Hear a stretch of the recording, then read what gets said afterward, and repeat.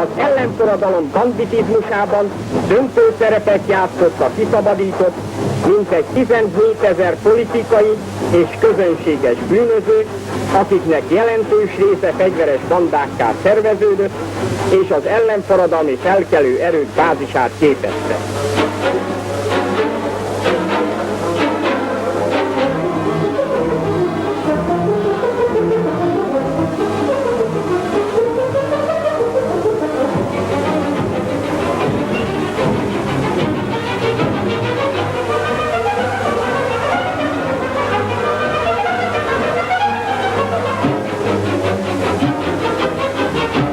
Miközben szerte a városban a fegyveres ellenforradalmi bandák igyekeztek rémuralmukat stabilizálni, dühük a Népköztársaság felségjelei és a szovjet emlékművek megsemmisítésére irányult. A hangulat felszítása érdekében vandál módon kezdték meg a magyar nép által emelt emlékek pusztítását.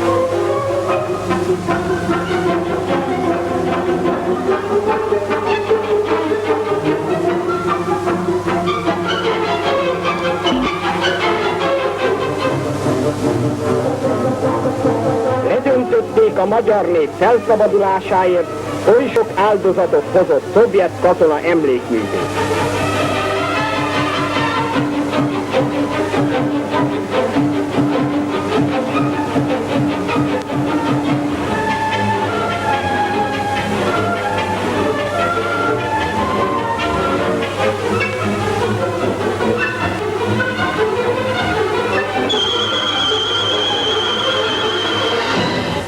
A fegyveres támadás talaján kibontakozott az ellenforradalom politikai szervezkedése is.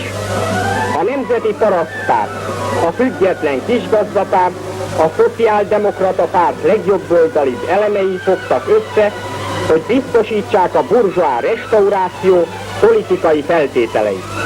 Ezzel egyidejűleg napok alatt 70 különböző politikai párt és szervezet létesült, köztük többségében nyíltan is, a burzsóá restaurációs célkitűzésekkel.